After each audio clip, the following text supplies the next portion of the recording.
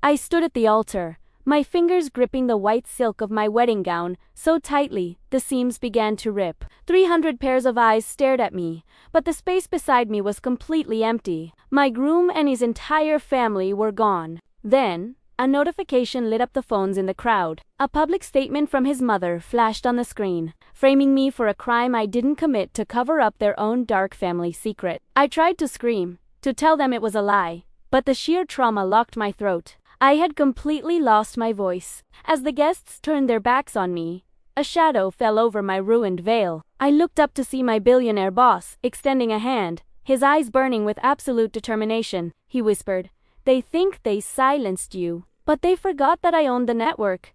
What did he do next to help me shatter their empire and reclaim my life? Subscribe right now to watch this jaw-dropping story unfold. My name is Sylvia Clara. I am 26 years old, and if you had told me a year ago that my life would become the biggest breaking news story in the country, I would have laughed. For as long as I can remember, I have preferred to stay behind the scenes. As a junior news assistant producer at Apex News, a major television network in the heart of the city, my job is to organize the chaos, verify the facts, and ensure that other people's voices are heard. I am dedicated to my work, often being the first to arrive and the last to leave. People at the office know me as someone who is deeply loyal, perhaps a bit too trusting, but always guided by a strong sense of integrity. I always believe the best in people, a trait that I used to consider my greatest strength. For the past 3 years, my world felt beautifully secure. I lived in a modest but cozy 2-bedroom townhouse with my mother. Our home was always filled with the scent of lavender and fresh chamomile tea, which I brewed every evening to comfort her. My mother has been battling a chronic illness for several years,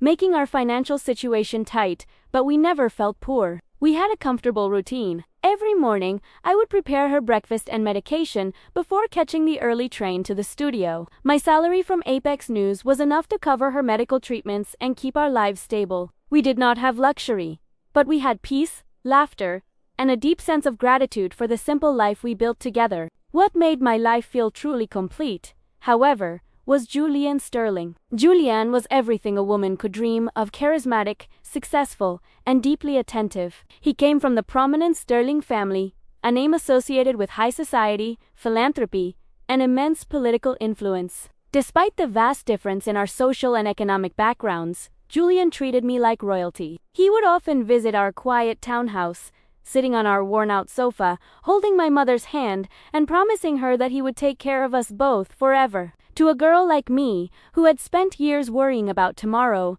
Julian felt like a safe harbor. Our relationship was harmonious, free of major arguments, and filled with shared dreams of a beautiful future. We were planning a beautiful wedding. It was not just a ceremony. To me, it was the beginning of a lifetime of safety and love. My mother spent hours picking out the perfect lace for my bridal veil, her eyes shining with a happiness I hadn't seen in years. Julian's family had graciously offered to handle a grand venue, while I proudly saved every single penny from my monthly paychecks to contribute to our future home. Every day felt like a step closer to a fairy tale. I would sit at my small desk at Apex News, looking at the engagement ring on my finger, feeling like the luckiest woman alive. My heart was full, my career was steady, and my family was about to grow. I was completely blind to the shadows creeping in around me, never realizing that the perfect life I was celebrating was actually built on a foundation of sand, waiting for the first wave to wash it all away. For several weeks, the sun seemed to shine a little brighter on my daily commute. The city layout beneath the observation deck at Apex News looked less like a concrete jungle and more like a canvas of endless possibilities. My wedding was exactly 2 months away, and the invitations had just been sent out to 300 guests, including the city's most influential figures. Every evening, I returned to our townhouse to find my mother eagerly reviewing catering menus and floral arrangements. She seemed to have found a new surge of energy, her laughter echoing through our small living room as we debated between white roses and soft lilies. Julian would join us often, bringing premium medical supplements for my mother and a sense of certainty that anchored my soul. Our interactions were filled with warmth and quiet promises. I remember one specific Tuesday evening when Julian held my hands under the soft glow of our porch light. He looked into my eyes and whispered that he couldn't wait to make me his wife, promising that once we were married, my mother would have access to the best private healthcare specialists in the country. My heart swelled with a profound sense of gratitude. I felt an overwhelming desire to be the perfect partner for him, to support his grand ambitions, just as he supported my family. In my eyes, Julian was a prince who had looked past the boundaries of social class to choose a simple girl with a big heart. My dreams were no longer just about surviving each month. They were about building a legacy of love and security alongside the man of my dreams. Yet, human intuition is a strange, quiet thing. It speaks in whispers so faint that we often mistake them for the wind. The first subtle shift happened on a rainy Thursday afternoon at the Apex News headquarters. I was heading to the main archive room to retrieve some footage for the evening broadcast when I passed the private executive lounge. The door was slightly ajar, a sliver of bright light cutting across the dim hallway. Inside stood Julian. He wasn't supposed to be at the studio that day. His back was toward me, his shoulders tense and rigid, a posture I had never seen on his usually relaxed frame. He was holding a thick, unmarked manila envelope, exchanging it with an investigative journalist known for digging into corporate fraud. Julian's voice was a harsh, urgent whisper, entirely different from the gentle tone he used with me. As the journalist nodded and slipped the envelope into his briefcase, Julian ran a hand through his hair, his face pale and strained with an anxiety that seemed completely foreign to a man of his status. I froze in the hallway, my hand gripping my clipboard a little tighter. For a brief second, Julian turned toward the door, and our eyes almost met through the crack. A sudden chill swept over me, a sudden, inexplicable feeling that the man standing in that room was a complete stranger. I shook my head, dismissing the unease as pre-wedding jitters, and walked away, completely unaware that the first thread of my perfect reality had just been pulled. The image of Julian's tense shoulders haunted me through the weekend, but I deliberately buried it beneath a mountain of wedding checklists and editing schedules. I told myself that a family as powerful as the Sterlings naturally handled high-stakes business that required secrecy, but the truth has a way of forcing its way into the light, no matter how deeply we try to bury it. It happened on a quiet Monday evening at the Apex News studio, long after the 9 o'clock broadcast had ended. The newsroom was nearly empty, illuminated only by the soft blue glow of a dozen computer monitors. Julian had dropped by under the pretext of taking me out for a late-night dinner, but he was pulled away into a sudden phone call, leaving his heavy leather briefcase on the corner of my desk. As I reached across the desk to organize a stack of broadcast scripts, my elbow brushed against the unzipped edge of his briefcase. It over, spilling a few loose items onto the carpet. I knelt down to gather them, my movements hurried and apologetic. Among the premium fountain pens and leather notebooks was a thick document bound in a plain black folder. It had no corporate logo, only a stamped warning that read confidential, internal audit. As I picked it up, the pages fanned open, and my eyes caught a familiar name printed in bold letters. The Sterling Foundation. Beneath it lay rows of complex financial tables, transaction logs, and a highlighted summary that made my breath catch in my throat. My eyes raced across the text, tracking the movement of tens of millions of dollars. These were public funds, subsidized grants meant for building regional children's hospitals and community clinics. According to the audit, the money had never reached its destination. Instead, it had been funneled through a labyrinth of shell companies directly into the private offshore accounts of the Sterling family. The final page bore a signature confirming the authorization of these transfers. Julian's signature, bold and unmistakable. My heart hammered against my ribs like a trapped bird. My hands began to tremble so violently that the papers rattled in my grip. I didn't cry out. I didn't even gasp. Instead, my body went entirely rigid. I carefully laid the folder back on the desk, my fingers tracing the ink of his signature, as if trying to convince myself it was a forgery. The man who had promised to fund my mother's health care, the man who spoke so passionately about philanthropy on national television, was embezzling funds meant for sick children. Before I could fully process the gravity of what I was holding, the heavy glass door of the office swung open. Julian walked back into the room, his phone pressed to his ear, his face bright with a polished smile. The moment his eyes landed on me, and then on the open black folder resting beneath my hands, his smile vanished instantly. The warmth in his eyes died, replaced by a cold, calculating sharpness that sent a shiver down my spine. He didn't rush toward me, nor did he raise his voice. Instead, he ended his call slowly, slipped the phone into his pocket, and took 3 deliberate steps toward my desk. His gaze locked onto mine with a silent, heavy intensity that signaled our peaceful world was officially over.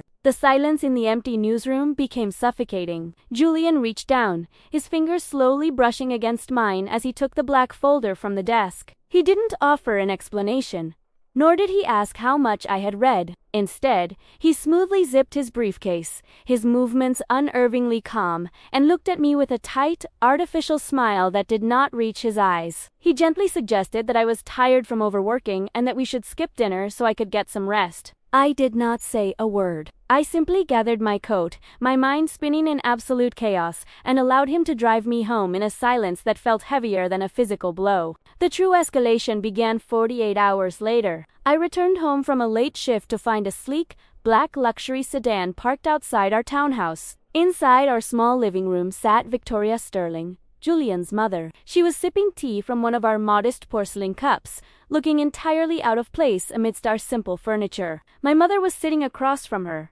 looking frail and visibly confused by the unexpected visit. Victoria wasted no time after requesting my mother to rest in the bedroom. The moment we were alone, the atmosphere turned ice. Victoria did not raise her voice, but her words carried the weight of an iron gavel. She placed a small, encrypted USB drive on the coffee table. She told me that Julian had mentioned my curiosity at the office. With a chillingly calm demeanor, she explained that the documents I saw were part of a highly sensitive family matter, that a junior assistant producer had no business understanding.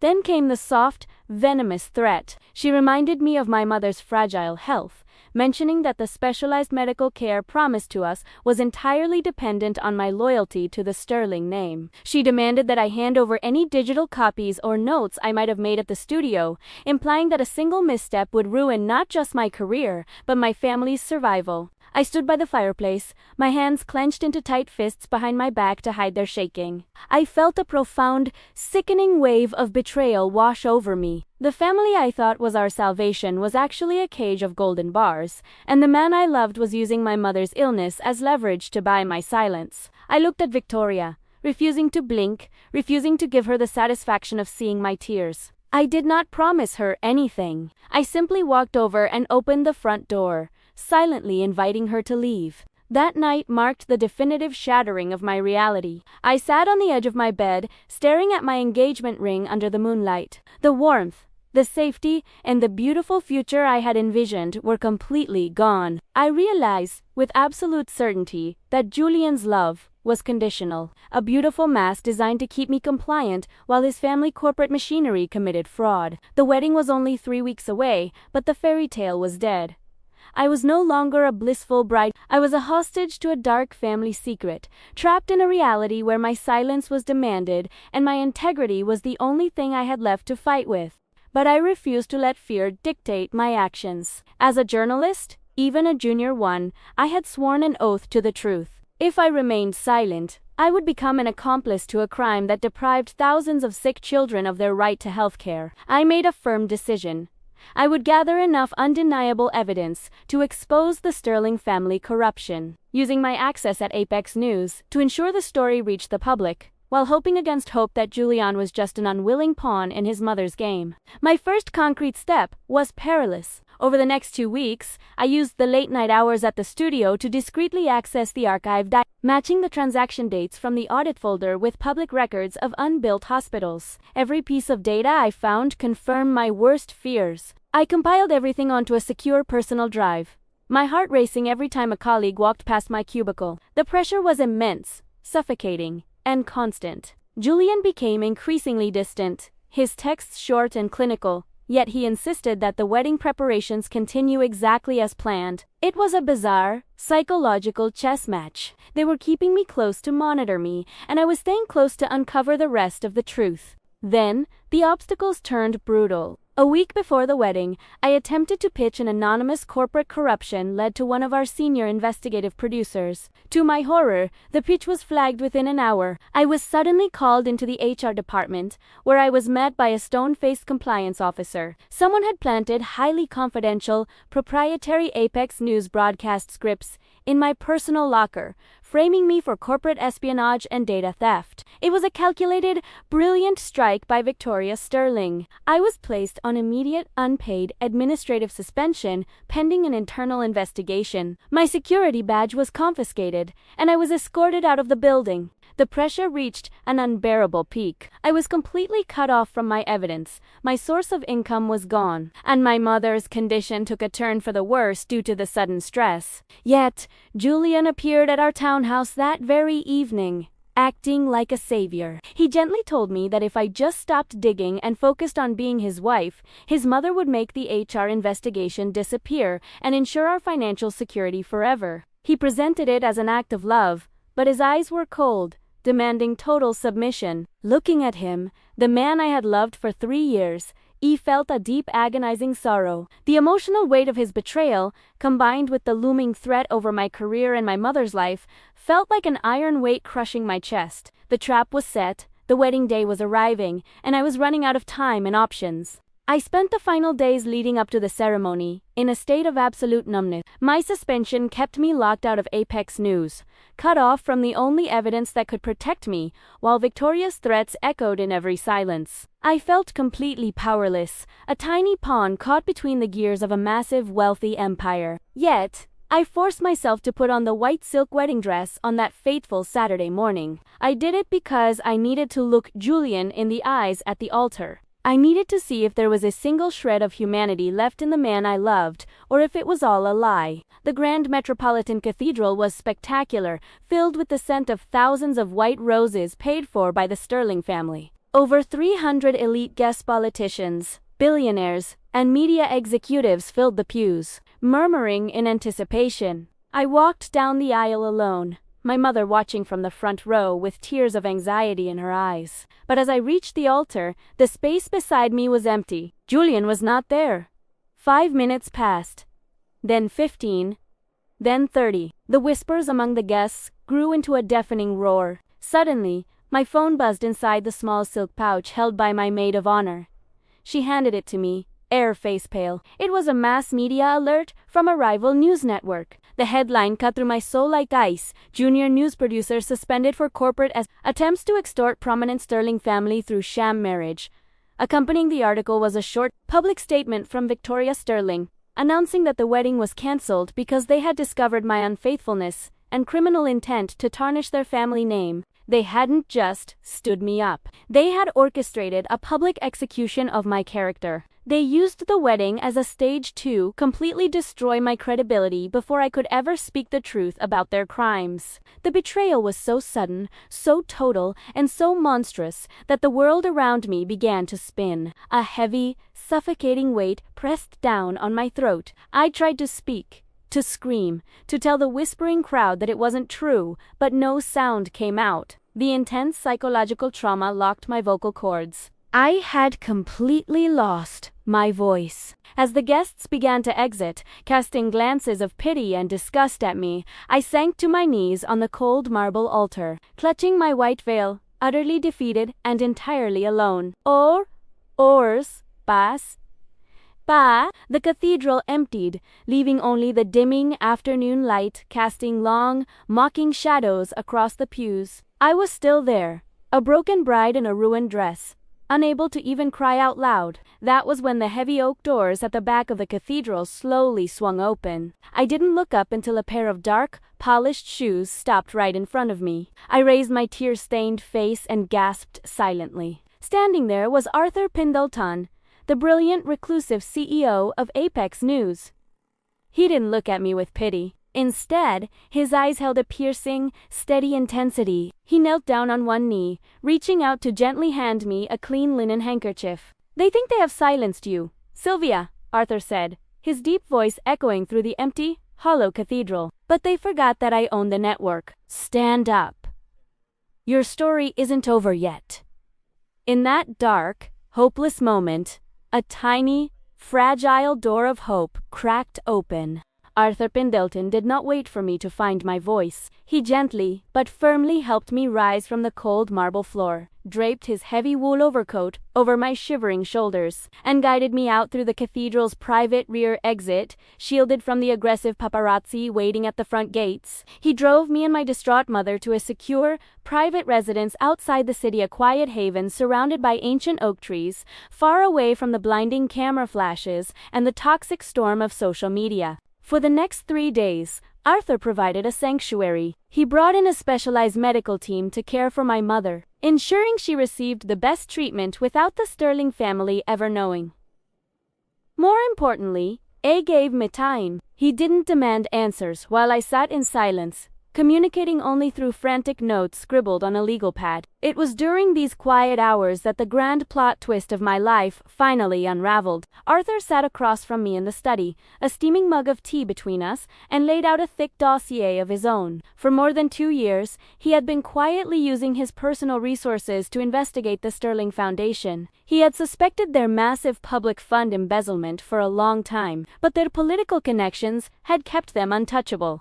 "The black folder you found in Julian's briefcase," Arthur explained, his voice low and steady, contained the encrypted bank routing numbers and offshore destination codes. It was the absolute final piece of the puzzle I needed to bring their empire down. They didn't just cancel the wedding to humiliate you, Sylvia. They did it because they realized you were a journalist under my wing, and they feared I would use your discovery to destroy them. But just as a glimmer of victory appeared, the Sterling family struck back with a brutal crescent blow. On Tuesday morning, a formal legal notice was delivered to Arthur's residence, addressed to me. Victoria and Julian had used their immense influence within the city's legal system to escalate the fight. They had filed a massive, multi-million-dollar lawsuit against me for corporate defamation, extortion, and character assassination. Furthermore, they had pressured the local district attorney to issue an active warrant for my arrest based on the falsified corporate espionage evidence they had planted in my locker. The terms were clear and terrifying. If I did not sign a legally binding non-disclosure agreement, confessing to the fabricated crimes and surrendering all knowledge of their finances, I would be arrested by the end of the week and face up to 15 years in a federal penitentiary. My heart sank into a dark, bottomless abyss. All our preparation, all of Arthur's resources, seemed to shatter against the wall of the Sterling's absolute corruption. The pressure and tension reached a suffocating, agonizing peak. I was trapped in a corner with nowhere left to run, stripped of my career, my reputation, and my very voice. Arthur looked at me, the gravity of the situation reflecting in his sharp gray eyes. He placed a gold fountain pen and the Sterling's surrender contract on the desk in front of me, right next to a microphone connected to a digital recording device. "You have 2 choices left, Sylvia," Arthur said softly, leaving the ultimate decision entirely in my hands. "Sign this paper, confess to a lie, and live the rest of your life in safety, but in total silence. Or, we fight. We go live to the nation, and you find a way to make them hear you. It is a dangerous path, and I cannot force you. The choice is entirely yours." I stared at the gold fountain pen, its polished surface reflecting the dim light of the study. If I signed, the Sterling family would win. They would continue to steal from vulnerable children, and I would spend the rest of my days looking over my shoulder, a ghost of a woman defined by a lie. I looked at my hands, still carrying the faint indentation where my engagement ring used to sit. The sadness that had weighed me down for days suddenly transformed. It became a cold, hard knot of absolute resolve. I didn't want safety if it meant sacrificing my dignity. I picked up the fountain pen, but instead of signing the contract, I slammed it down into the trash can beside the desk. I looked at Arthur, my eyes blazing, and gave him a single, firm nod. I chose to fight. The opportunity presented itself much sooner than we anticipated. The very next evening, Julian and Victoria Sterling scheduled a live, exclusive press conference at the Apex News main headquarters. They had bought airtime to publicize their side of the story, aiming to finalize the destruction of my reputation before the legal system processed their fraudulent arrest warrant against me. They wanted to show the world how a noble family had survived an extortion attempt by a desperate junior employee. An hour before the broadcast, Arthur smuggled me into the building through the underground service elevator. My heart pounded against my ribs as I walked through the familiar corridors of Apex News, dressed not in silk or lace, but in a sharp professional navy blue blazer. I still couldn't speak. My throat felt like it was lined with glass, but my mind was completely clear. When the countdown began, Julian and Victoria took their places at the podium in Studio A, surrounded by dozens of reporters and rolling cameras. Julian looked immaculate, projecting an image of a grieving betrayal, while Victoria stood beside him like a stoic matriarch. "We are deeply saddened by the actions of Sylvia Clara," Julian began, his voice dripping with practiced, televised empathy. "We opened our hearts to her, but greed can corrupt even the most innocent minds." At that exact moment, the heavy soundproof doors at the back of Studio A swung open. The sudden movement caused several camera operators to turn. I walked down the center aisle of the studio, my posture straight, my head held high, looking directly at the stage. The entire room went dead, silent. Julian froze mid-sentence, his jaw dropping slightly as his polished demeanor cracked for a fraction of a second. Victoria's eyes narrowed into slits of pure malice. The production crew scrambled, but Arthur stood at the back of the control room, raising his hand to signal the technical director to keep the cameras rolling. We were live across the nation, and there was no turning back. I walked straight up to the stage, stepping up to a secondary microphone just 3 feet away from Julian. I didn't look like a victim. I looked like an investigator ready to deliver a final verdict. I locked my eyes onto Julian's pale face, took a deep, steady breath, and forced every ounce of my willpower into my vocal cords, refusing to be silenced for one more second. I swallowed past the dryness in my throat, focusing all my energy on breaking the psychological barrier that had kept me mute. When I opened my mouth, a raspy but clear sound broke through the absolute silence of the studio. "The only greed in this room," I said, my voice growing stronger and more resonant with every syllable, "belongs to the two people standing at that podium." A collective gasp echoed through studio, and Julian stepped back, his face completely losing its color, while Victoria tried to signal the stage manager to cut the feed. But the cameras remained active, their red tally lights glowing brightly. Arthur's team in the control room was in full compliance with our plan. With absolute dignity, I reached into my blazer pocket and pulled out a small remote control, pointing it toward the massive digital backdrop behind the Sterlings. The screen, which previously displayed their Family Foundation logo, suddenly flickered and changed. The encrypted financial tables, the offshore routing codes, and the unedited internal audit documents flashed onto the screen for millions of viewers to see. Beside the financial records, the screen displayed a clear audio waveform. I pressed a button, and the studio speakers came alive with a recording of Victoria's voice from the night she threatened me in my own living room, her cold, venomous words explicitly detailing how they would withhold medical care from my mother and frame me for espionage if I didn't stay silent about their embezzlement of children's hospital funds. "This is the reality behind the Sterling name," I announced, looking directly into the main broadcast camera. "They did not leave me at the altar because of a broken heart. They left me because I discovered that they were stealing tens of millions of dollars from public medical grants. They tried to steal my voice, my career, and my freedom to protect their empire, but the truth cannot be embezzled."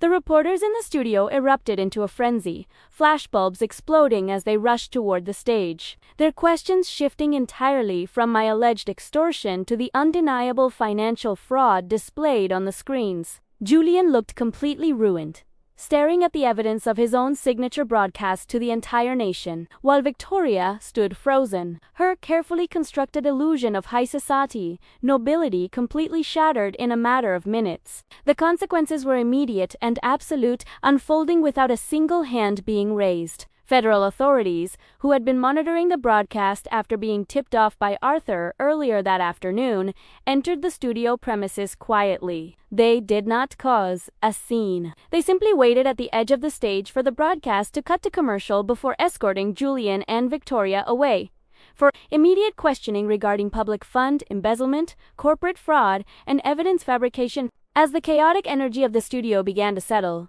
Arthur walked down from the control booth. He did not applaud, but the look of profound respect in his eyes was worth more than any ovation. He stopped in front of me, offering a warm, genuine smile. "You didn't just find your voice," Sylvia Arthur said. his voice filled with pride. You used it to change the course of justice. Effective tomorrow, your suspension is officially overturned. The network needs an executive producer who understands the true weight of integrity, and I cannot think of anyone more qualified than you. For the first time in weeks, a genuine feeling of peace washed over me. The nightmare was over, and a brilliant, independent future was just beginning. It has been exactly 1 year since that fateful night in Studio A, and the world looks entirely different from where I stand today. The legal process moved swiftly and justly. The Sterling family was held fully accountable for their financial crimes. Their assets were seized to repay the public funds they stole, and the children's hospitals they tried to defund are finally being built across the country. They faced the consequences of their choices, not through anger or retaliation, but through the quiet, unyielding power of the law. My mother's health has improved miraculously.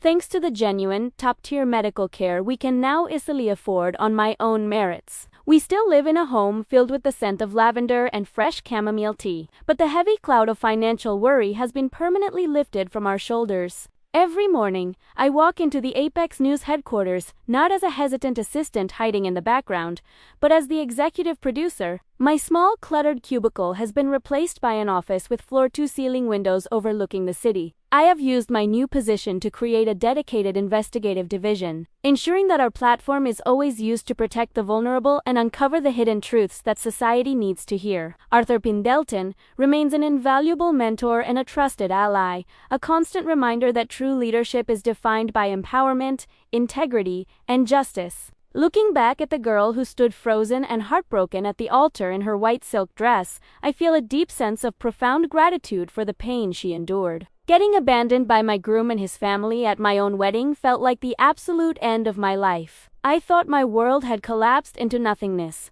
but I had to be broken out of that beautiful, fragile illusion so I could discover the unbreakable strength that lived inside me all along. My boss didn't just change everything by offering me a sanctuary or a job promotion. He changed everything by handing me the tools to save myself. He showed me that a woman's worth is never defined by the wedding ring on her finger, the status of the family she marries into, or the validation of a dishonest partner. Our true value lies in our integrity, our courage, and the power of our own voice. I lost a deceitful fiancé, but I found my purpose, my dignity, and an independent life that no one can ever take away from me. To anyone out there who is currently standing in the ruins of a life they thought was perfect, anyone who feels betrayed, silenced, or completely abandoned by the people they trusted most, please remember my story. The darkest betrayal you experience might just be the very catalyst you need to step into your truest power. Do not let them silence you. And never underestimate the strength of a heart that refuses to give up on the truth. Thank you so much for reading Sylvia's journey of resilience and justice. Now, I want to hear from you. Have you ever faced a moment where a massive setback or a painful betrayal unexpectedly pushed you to find your true strength and change your life for the better? Let me know your thoughts and inspiring stories in the comments below. If this emotional story of family drama and female empowerment brought a piece of inspiration to your day, please make sure to hit that subscribe button, like T.I. Spose, and turn on your notifications so you never miss our next dramatic and uplifting fictional stories. Your support means the world to us.